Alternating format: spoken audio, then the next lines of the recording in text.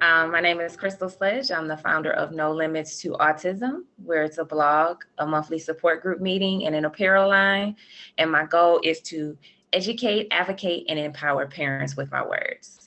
So, Lola, how are you today?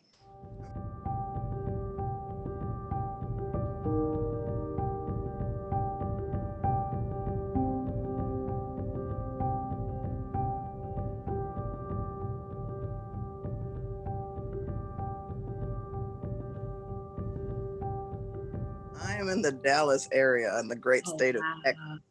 wow. Yes, Okay. originally from the Chicago area, but I've been. Okay. Okay. I'm in Cleveland, Ohio. So the weather is like deceiving right now. You see all this sun shining in here and it's cold outside. So, so Lola, you're a mom, you're an autism mom. And how many children do you have? I have two babies, ages 9 and 7, both on the spectrum. I'm also autism sibling. I have a baby brother who lives with autism. Oh, okay. That's good. So, outside of being a parent, you have this history of this connection with autism. So, did that kind of help you connect the dots with your own children growing up with a sibling that had autism, that you kind of knew what to look for and things of that nature? Definitely, definitely. I I created a podcast. It's called Not Your Mama's Autism. Kind of play on words because I realize that the services I now have today, my mom didn't have a tenth of what I have now. So growing up with him, you kind of become your older sibling. You kind of become a second. Your goal is not to stress out your parents because they're dealing with a child on the spectrum. So I really intimately watch my brother. So that really really helped me with these for my babies. Like one was diagnosed at 2.5 because he started regressing in speech, and baby girl, we got her diagnosed 18 months on the dot to the day, as early as we could get her. Because I Okay. just, And you said that your son is the oldest? yes, he's 9. Okay. And your daughter is how old again? 7. She's 7. 7. Okay. Okay. Um, can you tell me a little bit about them? Sure, sure. They are very different, and they come from the same set of parents. So I don't know how that worked out, but I have I have an older. My older one is we call him the family philosopher. He's very thoughtful. He's very mindful of his word. Joke say he's like a 30-year-old trapped in a 9-year-old's body. Just has those sayings sometimes that'll make you think, even though you're the adult in the room. Uh, Very sympathetic, highly empathetic, which is there's a stereotype with people on the spectrum that they're not empathetic or they Yes. pathetic, but that's not them at all. And he's our lover in that. And then baby girl who's 7, she's the fighter of the house. So we joke and say she's head of security. So she is minimally verbal, but she's highly opinionated. So it's just my house is a sitcom. Uh, Okay. so that sums them up. But she too is sympathetic and loving, but she really has a fighter spirit, which I think is great in little girls, quite frankly, because life is a little bit harder sometimes for women. So I love the fact that she has that fighter spirit, but she really does have that fighter That's spirit it. You have a good balance. You got a lover and a fighter. for the fight for sure. um, I know sometimes I hear from other parents that when their children are like first diagnosed, that there's some emotions that they have. Can you explain like how you felt when your children were first diagnosed, or even how you felt growing up with that sibling and your feelings about that as well? Yeah. So growing up, I was highly protective. I was very well aware of how cruel the world can be. And he was the baby in the house and I was the oldest. So I just took it upon myself, and I really always tried to protect, even in times where I was a kid too. I knew I couldn't. And I don't mean by within the family, I just mean by people just being so cruel, in the grocery store, at school sometimes, just all of those things. So I was his protector. I also did a lot of research on autism because I Okay. in the 80s and 90s, and the therapies really started burgeoning in like the mid to late 90s, early 2000s, when he was already an adult. But I thought I was doing the research for him, which I was at the time, but I was really doing research for my future babies, and I didn't know. Yeah. So when I got the diagnosis of my son, it was, I talked about this in the podcast, it's this mix of like deja vu and like this, how is this happening again? And okay, now I have tools though, and we can fight it better. We could fight that hopelessness that my parents felt, because it was real.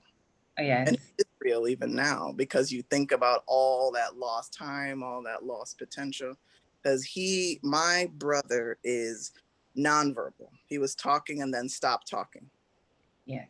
So that was really painful to witness and have my parents go through. And there's a grief that's even still there.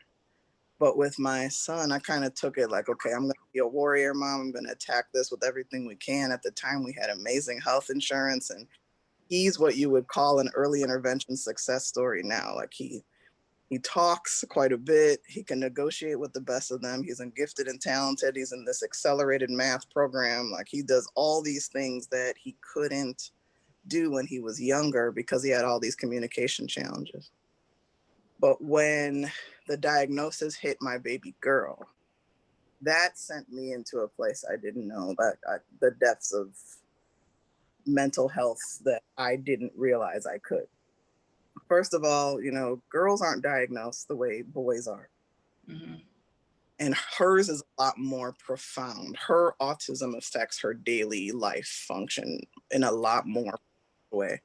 My baby boy will tell you about baby girl. He'll say, oh, I have a little bit of autism. My sister has a lot more autism. That's how he describes it.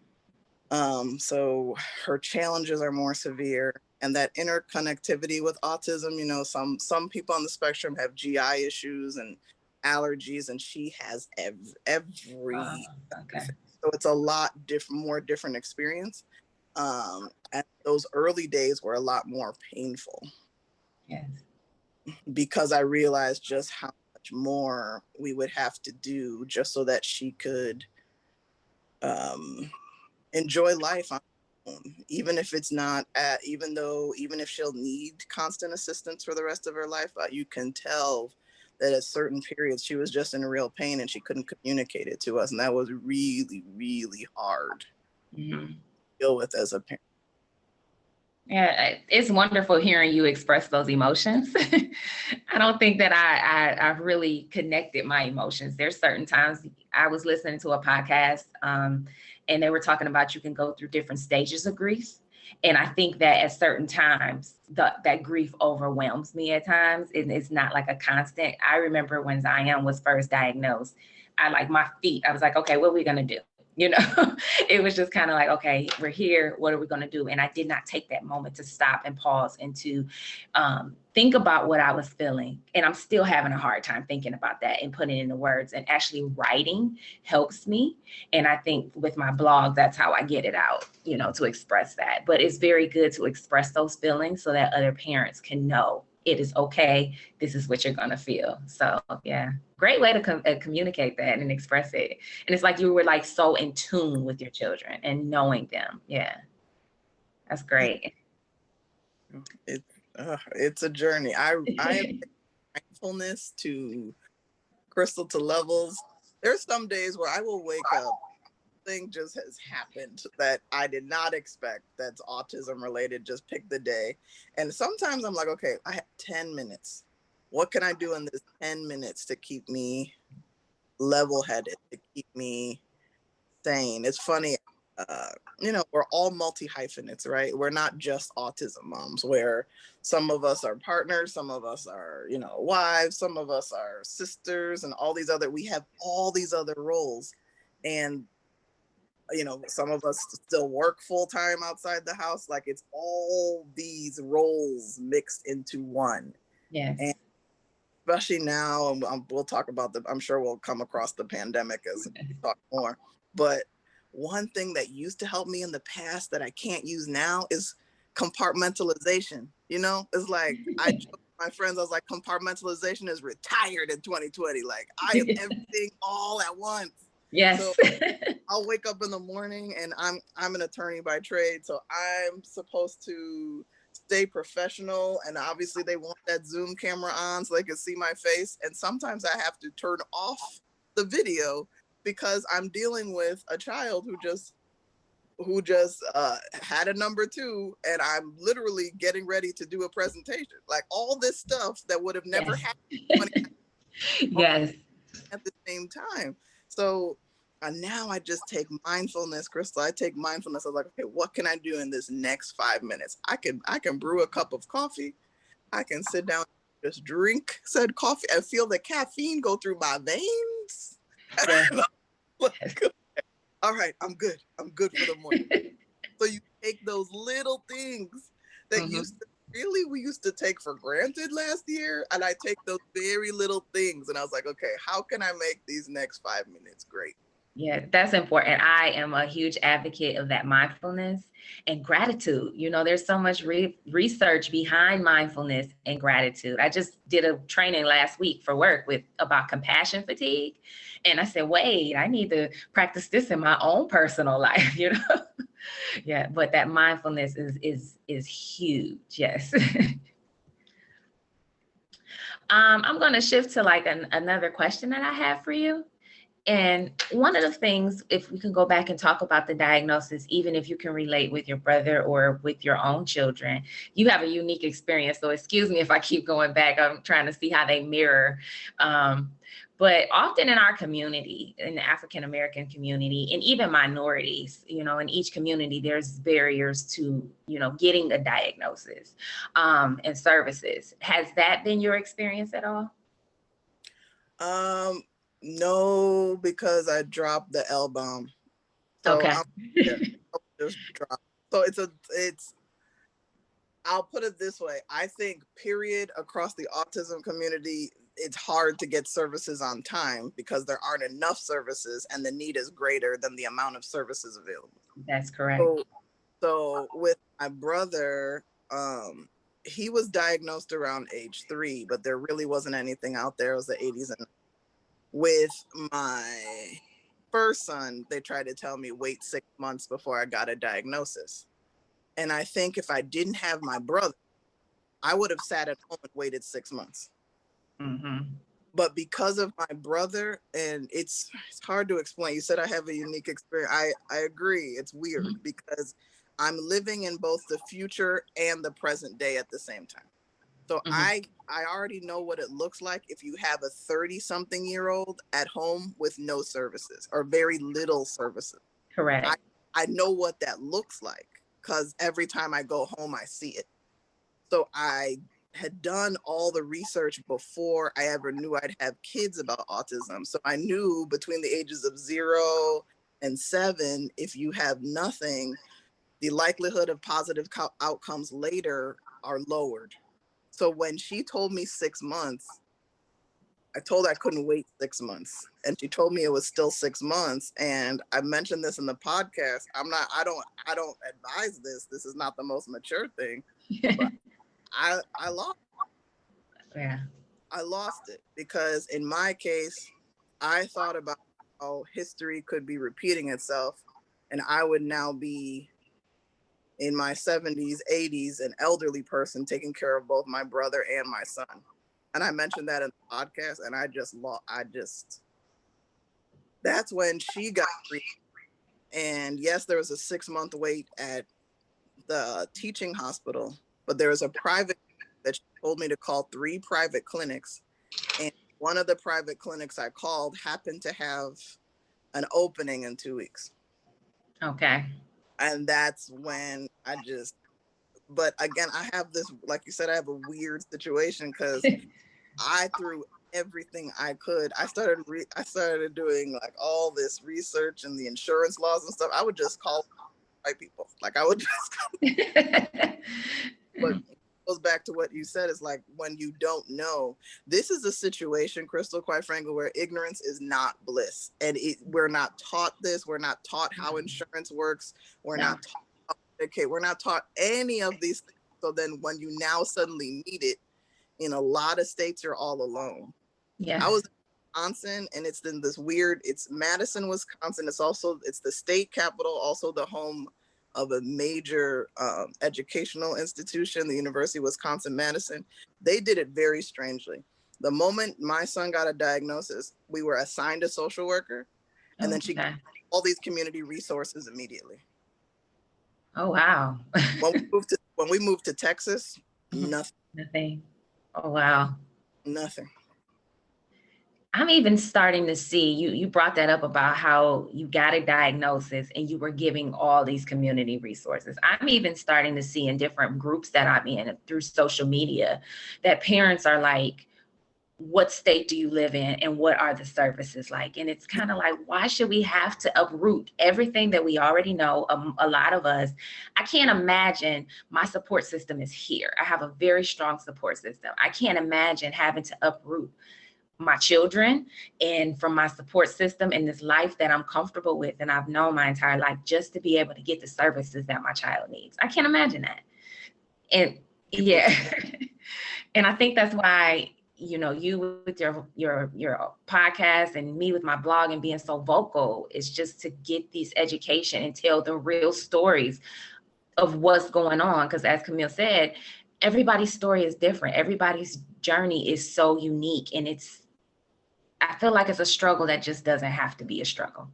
And especially in our community, there's so many other things that are go around in the Black community. And then add all of that on top of it, it's a multiplier. That's what this, being Black is already hard. Like then you on top of this, it's a multiplier. And in a way that it doesn't have to be. And zip code, it's not supposed to matter, but zip code matters. Yes, it does. It's like when you look at what is available, like even in Texas, the pockets of where the services are, the pockets of where the ABA centers are, you have to follow the money. Yes. So we did all this research. The place where we ended up landing in Texas is the police are trained in autism. Oh, wow.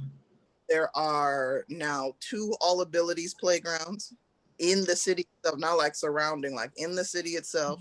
The park system, they have an adapted recreation program just for people with special needs. There's a nearby vocational center for adults with special needs. And I'm looking at when the kids grow up. But in that bubble, and it also comes down to how much are you willing to sacrifice? Like once your child has this diagnosis, are you willing to, I have a girlfriend, for instance, who will not be named because I gotta protect the guilty. So the fellow, you know, autism mom like me, and we were talking, she how can I put this? That grieving process you mentioned earlier. Sometimes when you're successful, you went through all this school, you did all this stuff, you quote unquote deserve the best, whatever that means. And then your child has autism, you realize, oh my gosh, this is expensive. Like making sure your child gets to where he or she needs to be is now super expensive. Yes. And she said she does not want to get rid of her beautiful big house. And I get it. And I told her, I said, you got to look at the 30-year-old version of this child. I promise you, it won't be as important that you have this gorgeous, and I know it should be in, what's that magazine with the pretty houses, Homes and Garden or whatever. I say, yeah, your house is amazing. But look at this child at age 30. So you might have to consider selling this house, moving to a city with better services, and yes, your house will be smaller, but your child's outcomes could be better. Yes. I know with Zion, when my son was younger, for years, I stayed in a certain community, which was a suburban community. And he gets services out of district. He does not go to public school. He goes to an out of district placement, which I love because the school district, you know, going in and saying, hey, we tried this, and we tried this, and you're not meeting his needs. And I know that I have a right, and you have to pay for somebody to meet his needs. And for years, Zion's 19 now. So I've been around the block. And just saying that I did not want to move out of this suburban community in my apartment because I couldn't, being a single mom, I'm like, I can't afford houses in this neighborhood, but I can't afford this apartment because I did not want to disrupt what he had as far as his education was concerned. I did not want to disrupt this school district that could say we cannot meet his services, so we will meet his needs, so we'll continue to pay out of district. And then also continuing him to get ESY, even though he's not having any regression, we don't want him to regress. So we're going to continue to pay for ESY. And eventually I did move to a different district, but that was something that I felt like I had to make that sacrifice, that I had to stay in this apartment and I had to stay in this neighborhood because I don't want to disrupt what he already has in place. And I don't think people really understand so much that we give up so much, just like you were saying, your friend wants to hold on to this house. But, I think that was a very good point that you made. And I actually wrote it down. Look at where your kid is going to be at 30 and see, is really going to be worth it. That's good. Crystal, that's beautifully put about people not understanding the level of sacrifice. Yes. And I had to learn that the hard way. Like I thought we had this group of friends, and we had just moved to Texas. We'd been talking to them for like years about all the stuff we had to sacrifice with these babies. And then they just said something, and I just looked at them like, have you been listening to anything we've been saying for the past? It was about insurance. And one of their friends' kids, neurotypical, no need for using the healthcare system typically, like in no way. And they broke their leg. And I guess they had to pay like this huge healthcare cost. And she goes, Lola, you just don't know, like to pay that much money, like up front for healthcare. I looked at her like, what? Like I tell you I have 2 babies on the spectrum. Do you know? So to talk about we've been kind of dancing a bit around intersectionality, but 2 stats popped up in my head to show about how autism can be an amplifier when you're Black. So babies diagnosed with autism who are Black, and I'll find the study and send it over to Camille. I'm sure Camille even knows. Camille's probably a research center on her own, just in her brain. But it's I think on average, Black babies diagnosed with autism get diagnosed on average like 3 to 4 years later or something. Then believe it. Yeah. Then so take that and then mix it with Autism Speaks says that if you have a child on the spectrum, the cost of raising that child, and I don't think they've added in race or anything, it's $1 million. Yeah. So if your child has autism and an intellectual disability, it's 1.5 million. Yeah. And guess who has both?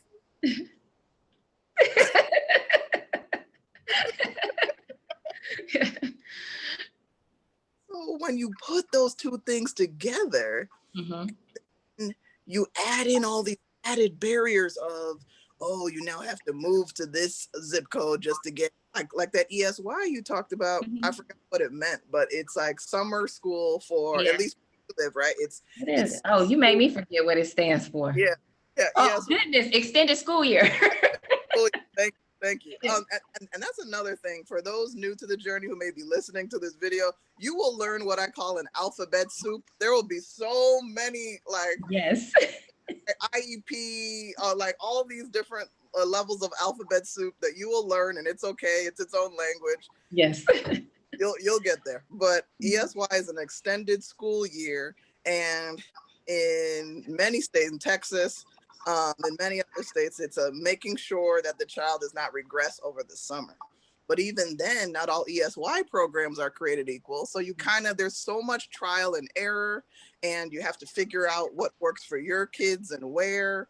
And then you might have to move to get those better services. And even if it means you can afford a house in this zip code, but then here you might have to move into an apartment just to get those services. Those are the type of conversations families are having to make in this situation.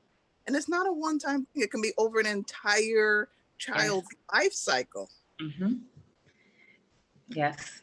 Even when you talk about that ESY, I know we're kind of going all over the place, but with that ESY, I remember Zion, I remember Zion telling me one time, he's always gone to ESY, these summer camps, and he told me, "You think I'm stupid?"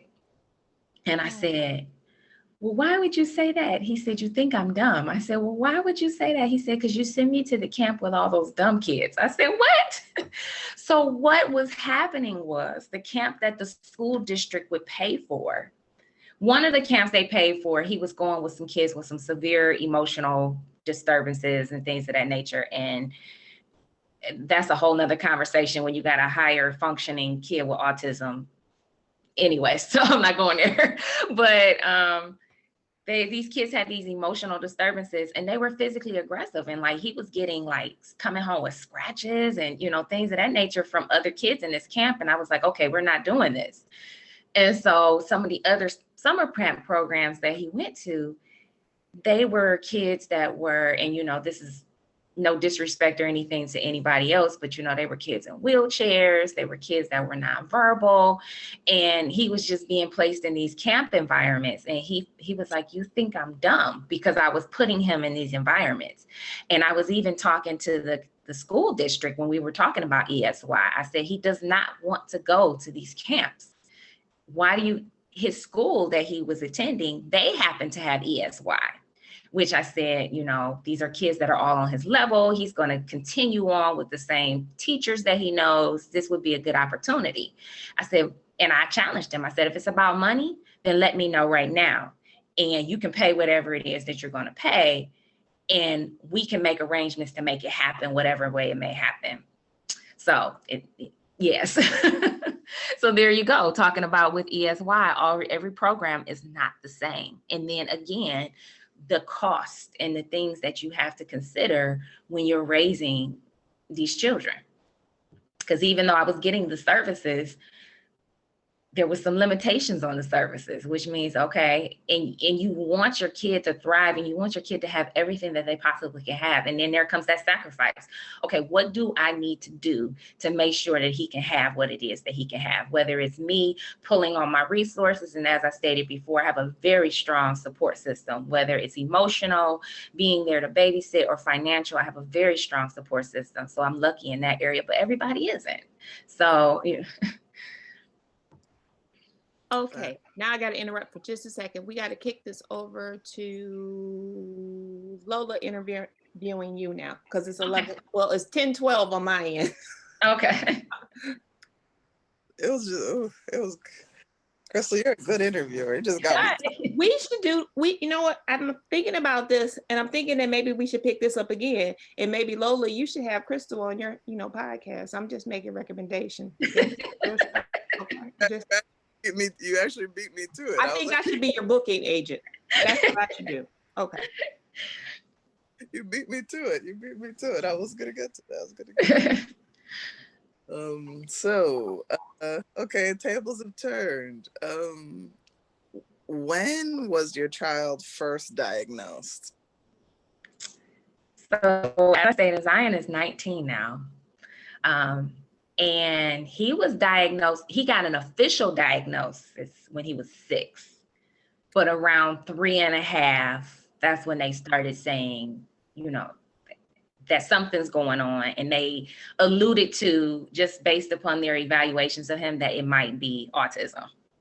But things have changed. That was 16 years ago. So the way people go about getting a diagnosis and things of that nature, they have completely changed since that time. So about 3.5, I started getting him involved in early intervention with the school district and other programming. And then once he was getting ready to start kindergarten, I had to have that official diagnosis, and that's when we got it.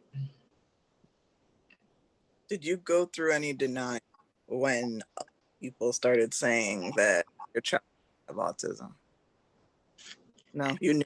Oddly, I did not. I can remember vividly telling my pediatrician, something is wrong. I can remember saying that. And she says, well, what do you mean? And I said, well, he has these tantrums, which every 2-year-old and 3-year-old has a tantrum, but I'm like, the intensity of it and how long it is, I don't think that's normal. And I was young. I had Zion when I was 20, you know, but I knew that that gut instinct in me said something is not right. And I can remember him having issues at daycares. And that's something I'm hearing from people too now. Oh, my kid or my grandson is getting kicked out of all of these daycares. I'm like, I've been there. So, and what's surprising is even if you're saying this is the issues that my kid is having and they know ahead of time, they still kick them out. But I can remember saying that, you know, he was at a daycare and he was having all of these issues and these problems. And I can remember talking to my dad about it. And I said, you know, this is just, I don't know what to do, you know? And I was talking to my dad and he said, well, this is what we'll do. We'll switch him to another daycare. And if you go to the daycare and you're seeing the same problems having at the daycare, let's talk to the doctor about seeing if there is something going on with him, you know, because it might be the environment and it might be him, but let's try this and see what happens.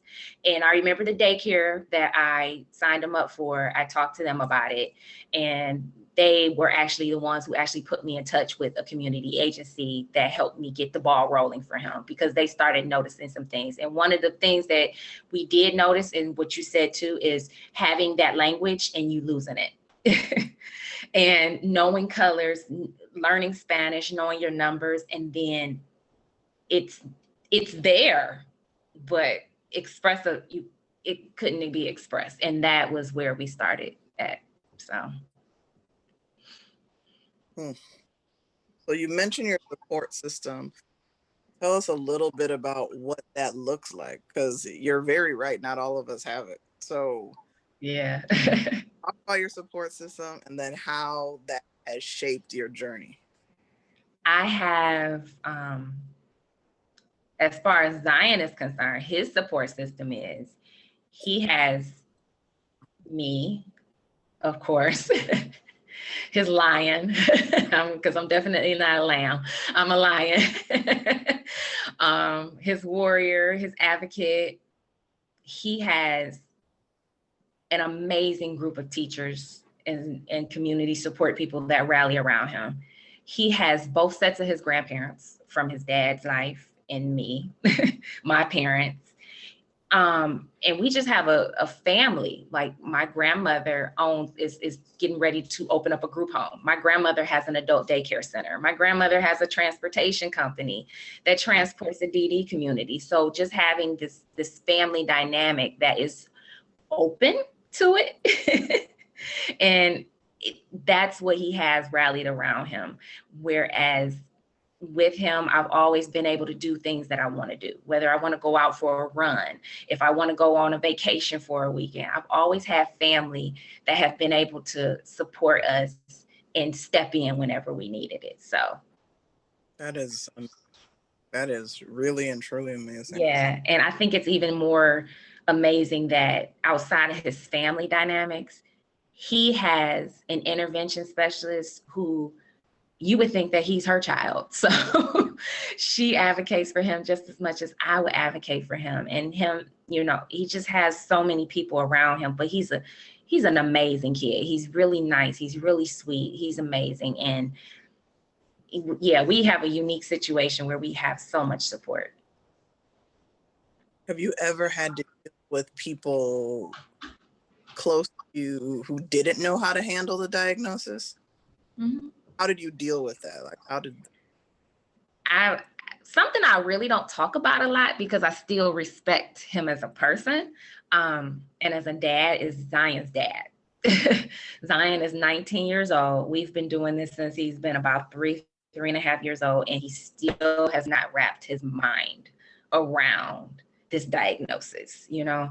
And you'll hear in this community, especially with Black men, the white man's not gonna tell me this about my kid, you know, and they're not gonna do this. And those are some things that he says, you know? And that makes it very hard when you're trying to raise a kid who wants to be with their parent, but that parent doesn't understand the autism. And how I've dealt with it, inviting him to like therapy sessions with Zion so he can try to understand some things. So I think that he kind of, at this point, he understands that he has autism. I don't think he understands that you can't push him into life and you can't force things on him, and that's going to change the autism.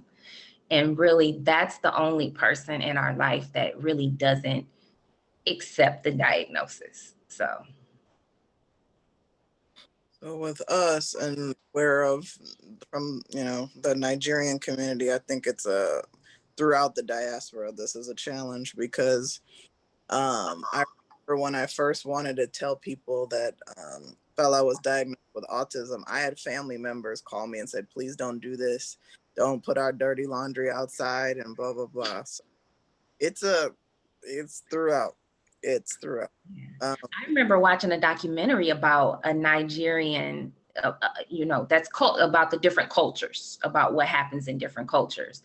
I think at the time, this documentary was a couple years old. In China, I don't think they didn't have services beyond 6 years old, and the Indian culture, but in the African culture, it was deemed as demonic and that you did something. And there was a guy there whose son had autism, and he ended up coming to America to get himself educated and everything. And he ended up bringing his family back to America. But, as you were saying, in that African culture, there's some stigmas there as well. I think it's anything of the mind. Mm-hmm. There is a progression towards better, but sometimes it just seems slow. But I wanted to relate that I think it's Blacks in the diaspora, period, whether it's America or Africa. I think there's some progress that needs to be made there. So now that I would call you a veteran autism, is there anything you wish you knew before you started down this journey that you think would have made you better equipped now? Or one thing that I think about recently is I've always been vocal in his IEP meetings, and some situations I wish that I would have read through the IEP a little bit more. Because I can relate. Like now he's 19 and I'm starting to look over this stuff and I'm reading, and there's just there's a plethora of information out there that wasn't there before, So that's where I have to extend that grace to myself. Like, hey, now, but you didn't know. So you tell your story and your experience for the next person. But that's where I go back and I say, well, could he be doing this or could he be doing that? Had I fought a little harder, had I really read the IEP thoroughly and contested there have been times I've contested some things, but there's always that question, like, could I have gone back as far as his education is concerned and done a little bit more? That is a very good segue into self-care. Do you do it? Are you one of those autism moms say, I do it, but don't really do it consistently, like the person who's asking you the question, or or are you someone who, makes that truly part of her routine? I go through moments where years ago, I did not understand the concept of self-care. I did not, it's a pretty, probably in the past couple of years, it's a term that's being used a little bit more frequently. But no, I didn't know about it. I could say that I work out a lot, not anymore, but I used to work out a lot and I used to run a lot, but it wasn't necessarily an escape from whatever was going on. It was just something that I was doing. And now that I'm a little bit more self-aware and I've been through burnout, got burned out a couple of years ago from work and being a parent. And then, like you were saying, it's like everything happening at one time and it just piled on me. And I just was like mentally, emotionally burned out. And I started taking time out for myself. I started drawing boundaries. I started saying no. Being at work, I was a manager, and that's in a public service agency. Oh, my goodness. And unapologetically some days saying, not today. We can deal with this tomorrow. And I can remember telling somebody, like, I got this much nerve left today, and I'm reserving that for my children. So not today, you know? Or even depending upon, at the time, Zion was going through puberty, and going through puberty with autism, that's something else too. It was a lot. And then just having that boundary to say, I cannot deal with whatever is going to happen at work today. So I'm making a choice that I am not going to work today. I'm staying home. So after all of that burnout and putting those things in place, I am very intentional about it. And sometimes I'm more intentional than I am in other times. So right now I got a lot going on where I just started a new job, and we're in a pandemic, and I work a part-time job, and I'm like, is there time for me to sit down and take a moment and relax? So yeah, I'm in one of those moments where I'm not practicing it that often, but I think it's very important. So, and one of my biggest things for self-care is probably journaling. Journaling is I've often told myself, this is my safe space, that I can say whatever. If I want to say that Zion is tap dancing on my last nerve today, I can say it, and nobody's going to know about it. Nobody can judge me. This is my space that I can be all over the place with my thoughts. I can be talking about the sun is shining in one sentence, and the next sentence saying, I want to eat some ice cream today. You know, it's a safe space for me to say whatever it is that I want to say. And I often find, as I was saying, that I can't communicate with my words and my mouth what I'm feeling, but when I write it out, it comes out a whole lot different. Is your journaling, are parts of your journaling the inspiration for your blog you mentioned earlier? So I think it is now. I think that just kind of clicked for me the other day, because I was frustrated about something one morning that was going on with Zion and his normal routine. And I started writing it, and I just need to publish it. But I started writing about my frustration, and then I was being transparent about what I was feeling and the plethora of emotions I was feeling in that moment, where I went from being frustrated to beating myself up to then extending myself some grace, you know, and then moving towards telling other parents, you know, it's okay. You're going to have these moments and you're going to have these days. So I think as I begin to shift, as I was sharing with Camille, I just started a new job 2 weeks ago that has kind of put a limitation on some things that I can do with no limits to autism. And I'm trying to figure out how I can maneuver going forward. And I think that those journal entries are actually going to become my blog entries. So yes. Yay. So, so with that being said, you said several things that I wanted to like kind of put a pin in the back of my head. One is, and I mean, it's very true. Self-care, can be a form of self-care when you don't have time for longer periods of self-care. Yes. Yes.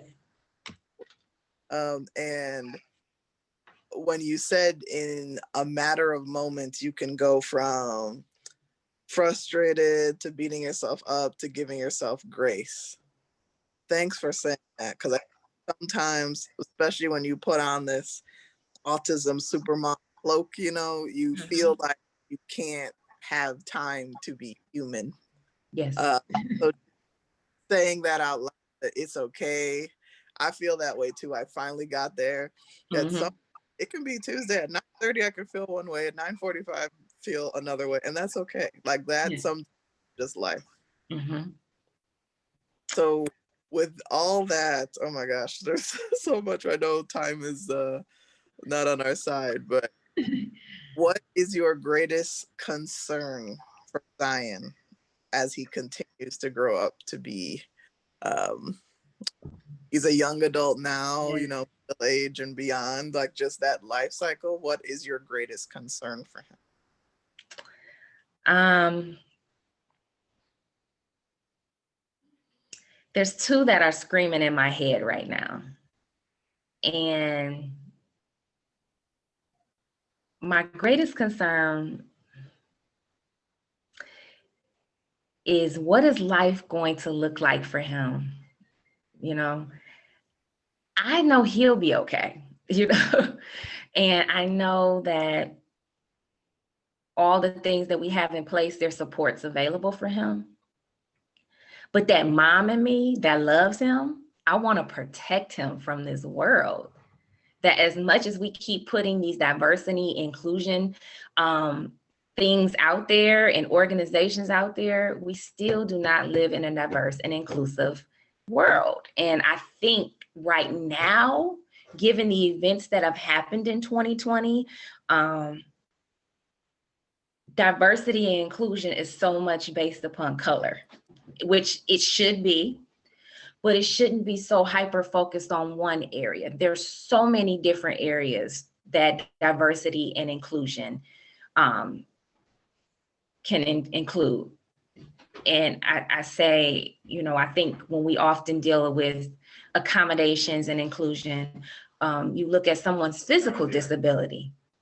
And what about somebody, you know, there's no look to autism, you know, so what do you do with an individual that has autism? And they have their needs. And that's where I'm concerned, is that our world is not diverse. Our world is not inclusive, because we go through these moments we just go through these moments where we're so hyper focused on one part of diversity and inclusion. And what do we do about that? So that's my concern. It's a major concern. And we share the same concern. I have my son is highly functioning. I would say he can quote unquote for most conversations. He's at that point now. But there was a time that after Philando Castile, I had a white friend that I grew up with who's now in law enforcement, and he said that he deserved it. And on social media, and not in so many words, but the way in which he said it, there was not a level of compassion there. Mm-hmm. And mental health wise, I had a dream the next 3 days that he stopped my son, who is now the version of him. Oh, wow. My son now stopped my son. And my son, like, he is really smart. I could see him telling a police officer, well, officer, according to criminal code, Texas criminal code 556 point, whatever, I don't think you should have stopped me. And I could not sleep for 3 days in a row because of what someone who I grew up with said on social media, knowing his power in the community as someone in law enforcement, and how my baby brother too was stopped by the police, and he had severe autism. Okay. And my other brother drove him around in the car, and that was a very scary situation.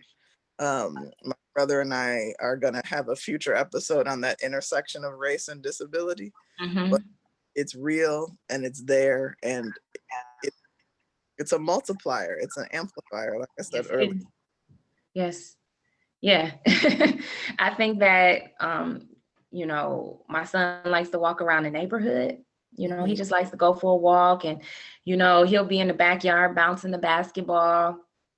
And it's not, you know, he stems up and down the street and he scripts and talks and stuff, but he's in his own world and he's minding his own business. And it's always that thought of, my thing is, he has the right to do that. He's not bothering anybody. He has the right to walk. He has the right to speak to himself if he feels like it, you know? He has the right to STEM. But which one of my neighbors is going to look at him and think that he might be a threat?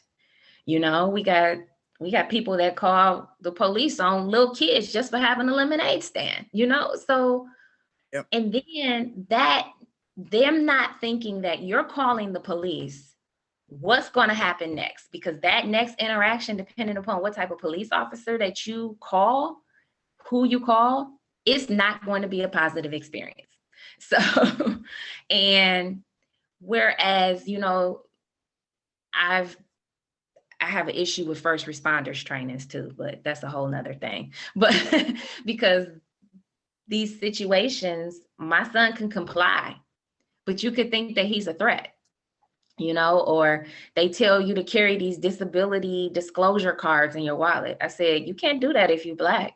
Because even if you say, I'm going to do this or do that, there's still that fear of somebody's skin color that could ultimately end in my son being killed. I'm not going down that road right now, but it's just, that's a fear. It's a big fear. So. Understood. I'm a big believer in one day at a time, sometimes 1 hour at a time. All my colleagues at work know I say it at least twice a day to them. They're so tired of me, I know, but I that's why because your mind can go down, just being moms, period. Mm-hmm. Your mind can go down rabbit holes within rabbit holes within rabbit holes. So yeah. And that's when I bring it back in, like, okay, you're getting too far, calm down. And just be great. That mindfulness in this moment, ground yourself, take some breaths, and just focus on right now. So knowing that. I'm sorry, ladies. You know what? I gotta stop this, but looking in this Zoom is like looking in a mirror. I'm like in Alice in Wonderland because it's like looking at myself. So couple things. I gotta stop the interviews. I think we need to revisit this. Yes. I've also gotten a lot of ideas from this. I think we need to revisit this and maybe come up with I've come up with a concept, because this is what they say about people that are dyslexic. We write backwards.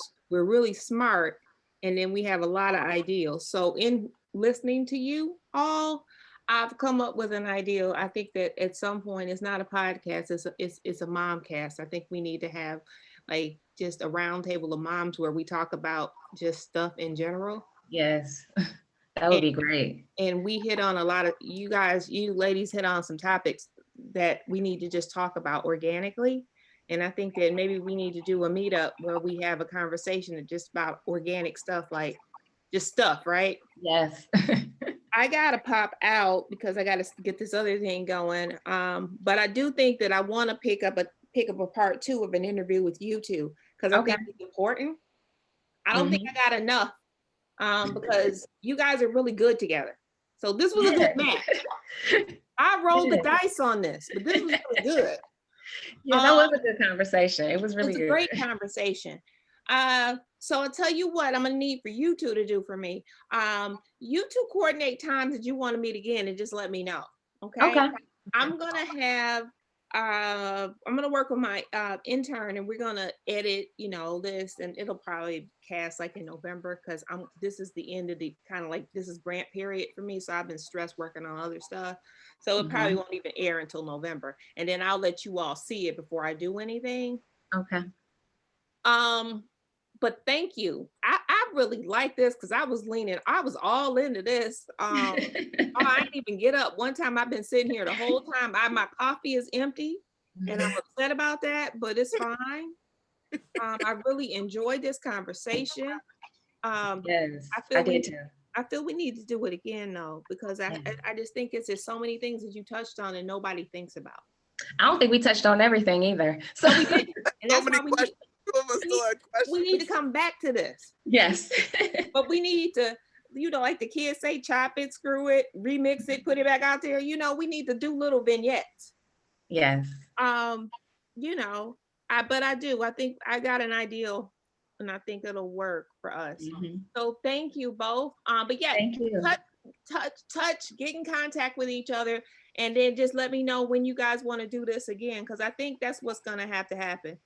Okay. We need to edit this down, and then we'll have another conversation. Okay. Sounds good. And thanks so much. And you two have a good rest of your day. And this was really good.